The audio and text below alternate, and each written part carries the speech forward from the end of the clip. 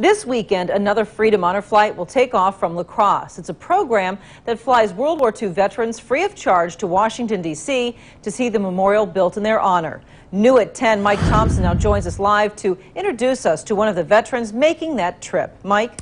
Well, Martha, about 100 World War II veterans will make the trip on Saturday, along with 50 or so guardians to help them along the way.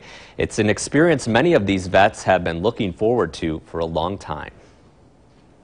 Ever since he was a young boy, 84-year-old Oscar Sagan of La Crosse dreamed of being a sailor in the Navy. When I was a little kid, I had one brother. My mother made little uniforms of the Navy. But I don't like snakes. I'll freak out, so I'll go in the Navy instead of the Army because I can't cross through that stuff. So at 18 years old, just a little more than a year after the bombing of Pearl Harbor, Oscar followed his dream and joined the U.S. Navy. That's where we went all over the Pacific.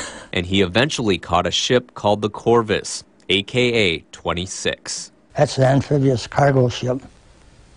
And what we did is carried ammunition and all that and parts all through we went down through the Panama Canal and all over the Pacific.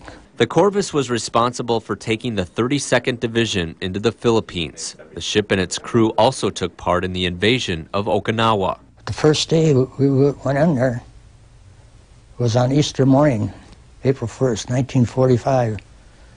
It was supposed to hit the shore at 7 o'clock. We were 7:02. I was on the 1st, 5th, and 7th waves. I was in the landing crafts. But of all the missions that Oscar took part in during his time on the Corvus, there was one that would end up changing the war and the world. The skipper says, "Why all this security?" And he says, "Well," he said, "what we're hush-hush about," he says, "we bought a big bomb on our ship." He says, kind of like the blockbusters they were dropping in London or in Germany. But it wasn't. It was an atomic bomb, we found out way later. All these years later, Oscar is now getting a chance to see a tribute to his service to our country, the World War II Memorial in Washington, D.C. Well, it's kind of nice because I've seen the Vietnam Memorial and the others, and it's kind of nice because after World War II, we didn't get practically nothing, you know. Not that I expected it, but... Oscar will make the trip on the Freedom Honor flight with one of his daughters, a chance for 2 generations to experience a piece of history together.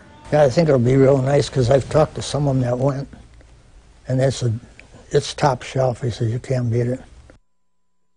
Now, about 300 veterans are still on the list for future Freedom Honor flights, and the organization is now starting to take names of Korean veterans who would like to make the trip as well. For more information, go to this website, freedomhonorflight.org.